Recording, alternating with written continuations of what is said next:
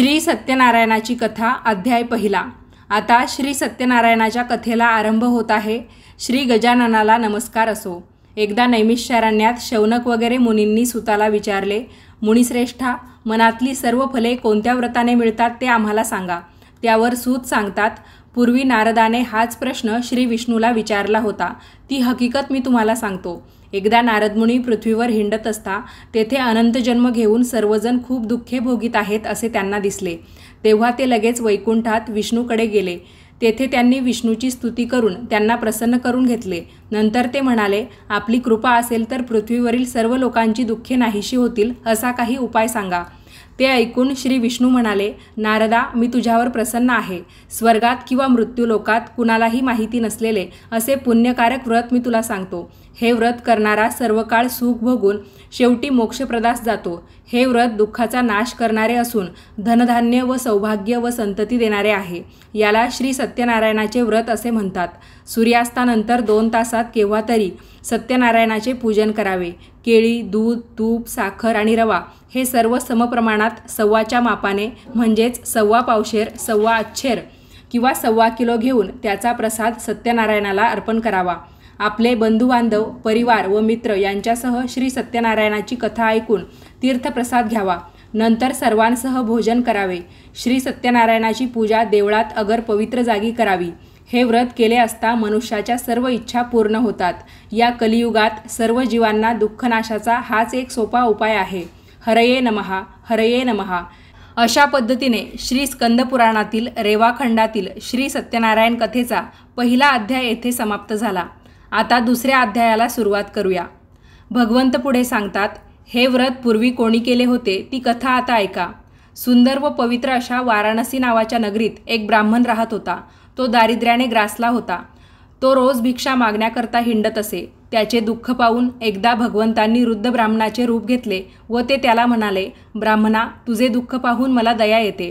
तू आता सर्व दुःखांचा नाश करणारे श्री सत्यनारायणाचे व्रत कर। असे म्हणून भगवंतांनी त्याला सत्यनारायणाच्या पूजेचे सर्व विधान सांगितले। त्याप्रमाणे ब्राह्मण दुसऱ्या दिवशी श्री सत्यनारायणाची पूजा करण्याचा निश्चय करून भिक्षेस गेला। त्या दिवशी त्या ब्राह्मणाला खूप भिक्षा मिळाली। त्याने पूजेचे सर्व सामान आणून श्री सत्यनारायणाचे पूजन केले व तीर्थप्रसाद घेतला। त्यामुळे तो दारिद्र्यातून मुक्त होऊन पूर्ण सुखी झाला। प्रत्येक महिन्याला तो श्री सत्यनारायणाची पूजा करू लागला। एकदा तो पूजा करीत असता एक मोळीविक्या तहान लागली म्हणून तेथे आला। श्री सत्यनारायणाची पूजा कथा चाललेली पाहून तो तेथेच थांबला। नंतर तीर्थप्रसाद घेऊन त्याने या व्रताची माहिती घेतली व तो आपल्या कामाला गेला। दुसऱ्या दिवशी श्री सत्यनारायणाची पूजा करण्याचा निश्चय करून तो नगरात गेला। त्या दिवशी त्याला पुष्कळ द्रव्य मिळाले। तेव्हा त्याने सर्व सामान आणून उत्तम प्रकारे इष्टबांधवांसह श्री सत्यनारायणाची पूजा केली। व्रताच्या प्रभावाने तो पृथ्वीवर परमसुख पाहून शेवटी मोक्षाला गेला। हरये नमः, हरये नमः। श्री स्कंदपुराणातील रेवाखंडातील श्री सत्यनारायण कथेचा दुसरा अध्याय येथे समाप्त झाला। आता तिसऱ्या अध्यायाला सुरुवात करूया। सूत पुढे सांगतात, मुनिहो, मी आणखी एक श्री सत्यनारायणाची कथा सांगतो ऐका। पूर्वी उल्कामुख नावाचा एक सत्यव्रती व भक्तिमान राजा होऊन गेला। त्याची पत्नी पतिव्रता व लावण्यवती होती। एक दिवस तो राजा नदीच्या तीरावर श्री सत्यनारायणाचे पूजन करीत असता तेथे साधू नावाचा एक वाणी आला। ते व्रत पाहून साधू वाण्याने त्याची माहिती विचारली। नंतर त्याने तीर्थप्रसाद घेतला। त्या साधू वाण्याला संतती नसल्यामुळे फार दुःख होत असे। तेव्हा हे व्रत करण्याचा निश्चय करून तो घरी गेला आणि त्याने आपल्या लीलावती नावाच्या पत्नीला आपण केलेला नवस सांगितला। श्री सत्यनारायणाच्या कृपेने लीलावती गर्भवती राहिली व 9 महिन्यांनी तिला एक सुंदर कन्या झाली। तिचे नाव कलावती असे ठेवले। ती चंद्राच्या कलेप्रमाणे दिवसेंदिवस वाढू लागली। पण साधू वाण्याला श्री सत्यनारायण पूजेची आठवण राहिली नाही। पत्नीने आठवण केल्यावर मुलीच्या लग्नाच्या वेळी श्री सत्यनारायणाची पूजा करू असे त्यांनी ठरवले। पुढे मुलगी मोठी झाल्यावर तिचे लग्न कांचन नावाच्या नगरातील एका योग्य वाण्याच्या मुलाबरोबर ठरवले। मोठ्या आनंदपूर्वक साधू वाण्याने तिचे लग्न करून दिले। पण त्याला श्री सत्यनारायणाच्या पूजेची आठवण राहिली नाही। त्यामुळे भगवान सत्यनारायण त्याच्यावर रागावले। ती हकीकत आता ऐका। थोड्याच दिवसात तो साधुवाणी व्यापारासाठी जावयासह सिंधू नदीच्या तीरावर असणाऱ्या रत्नपूर नगरात गेला। तेथे व्यापार करून काही दिवस सुखात गेल्यावर श्री सत्यनारायणाच्या शापाने त्याला भयंकर दुःख प्राप्त झाले। थोड्या दिवसांनी तेथील चंद्रकेतू राजाच्या वाड्यात चोरी झाली व द्रव्य घेऊन चोर पळू लागले। राजदूतांनी त्यांचा पाठलाग केल्यामुळे ते घाबरले व शेजारीच असलेल्या साधुवाण्याच्या घरी त्यांनी ते चोरीचे सामान टाकून दिले। पाठीमागून राजदूत आले। त्यांनी वाण्याला चोर म्हणून पकडून जावयासह राजासमोर आणून उभे केले।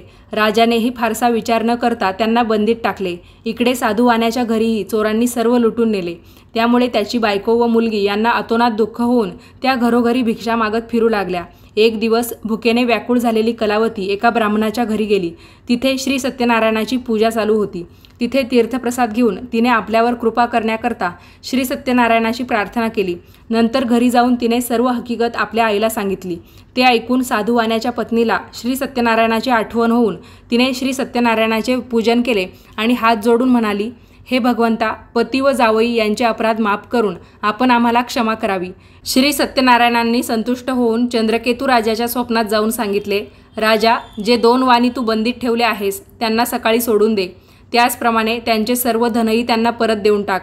त्याप्रमाणे सकाळी राजाने सभेमध्ये ते स्वप्न सांगून त्या 2 वाण्यांना समोर आणवले व त्यांना म्हणाला, वैश्य हो, तुमच्या दैवयोगाने तुम्हाला पुष्कळ दुःख भोगावे लागले।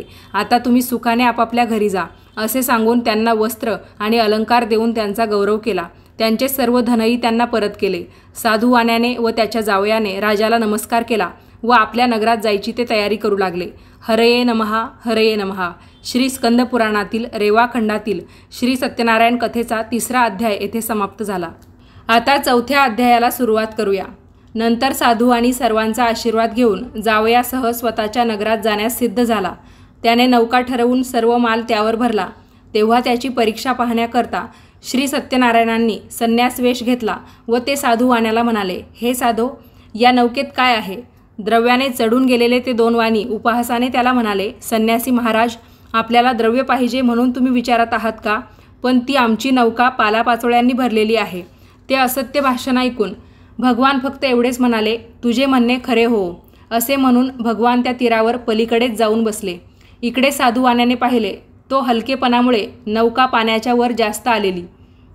त्याबरोबर तो घाबरला आणि नौकेत पाहू लागला तर ती सर्व पालापाचोळ्यांनी भरलेली दिसली। तेव्हा तो अतिशय शोक करू लागला। तेव्हा त्याचा जावई म्हणाला, महाराज, उगीच शोक करीत बसू नका। त्या संन्याशाच्या शापामुळेच हे सर्व झाले आहे। आपण त्याला शरण जाऊ।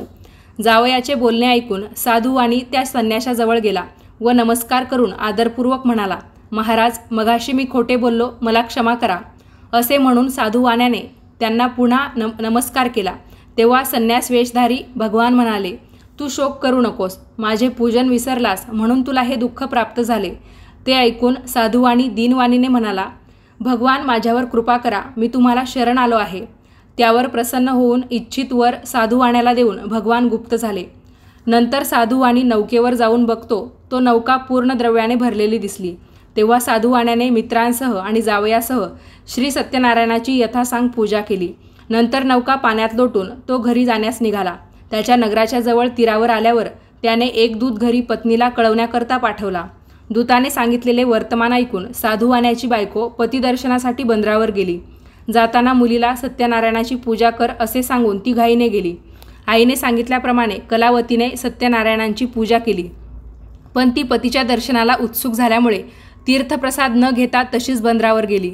त्यामुळे रागावलेल्या सत्यनारायण प्रभूने तिचा पती असलेली नौका पतीसह पाण्यात बुडवली। ते पाहून कलावती शोकाने विव्हल होऊन जमिनीवर पडली। भयभीत झालेला साधुवाणी आणि त्याची पत्नी हा प्रकार पाहून आश्चर्यचकित होऊन अगदी घाबरून गेले। कलावती व तिची आई यांनी अत्यंत शोक केला व कलावती सती जाण्यास सिद्ध झाली। ते पाहून साधुवाणी म्हणाला, हे संकट टळेल तर मी सत्यनारायणाची पूजा करेन। हे ऐकून दीनदयाळू सत्यनारायण आकाशवाणीने म्हणाले, हे साधो, तुझी कन्या तीर्थप्रसादाचा त्याग करून पतिदर्शनासाठी आली आहे, त्यामुळे हा प्रकार घडला आहे। ती घरी जाऊन तीर्थप्रसाद घेऊन येईल तर तिला तिचा पती निसंशय प्राप्त होईल। ही आकाशवाणी ऐकून कलावती घरी गेली व तीर्थप्रसाद घेऊन परत बंदरात आली। तोच तिचा पती स्वजनांसह तिच्या दृष्टीस पडला। मग ते सर्वजण अतिशय आनंदित होऊन घरी गेले।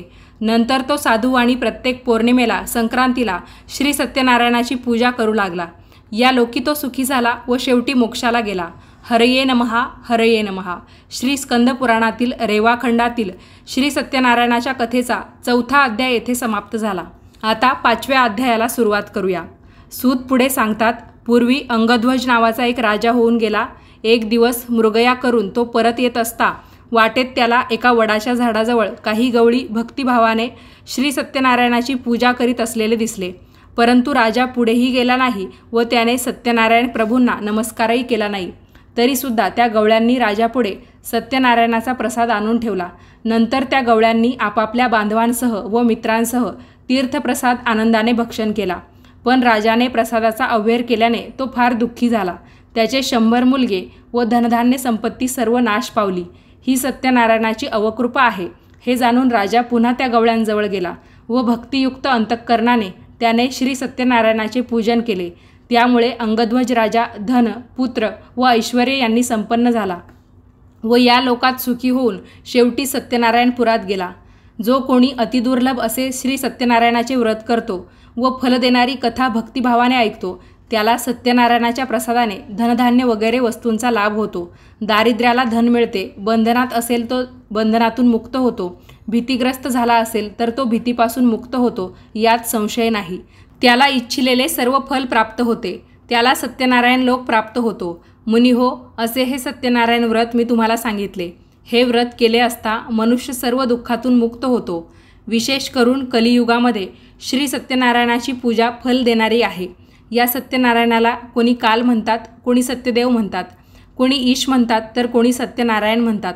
याचे जो कोणी नित्य पठण करतो किंवा श्रवण करतो त्याची सर्व पापे श्री सत्यनारायणांच्या प्रसादाने नाहीशी होतात, यात काही शंका नाही। हरये नमः, हरये नमः। श्री स्कंद पुराणातील रेवाखंडातील श्री सत्यनारायणाच्या कथेचा 5वा अध्याय येथे समाप्त झाला। सत्यनारायण भगवान की जय। मंडळी, या व्हिडिओमध्ये तुम्ही श्री सत्यनारायणांच्या कथेचे 5ही अध्याय मराठीमध्ये ऐकले। असेच व्हिडिओ पाहण्यासाठी आजच आपल्या दिल्लीकर मराठी या यूट्यूब वाहिनीला सबस्क्राईब करा। भेटूयात पुढच्याच नवीन व्हिडिओमध्ये। हा व्हिडिओ तुम्हाला आवडला असेल तर जास्तीत जास्त लोकांना शेअर करा। व्हिडिओ पाहिल्याबद्दल म्हणजेच कथा ऐकल्याबद्दल तुम्हा सर्वांचे खूप खूप धन्यवाद।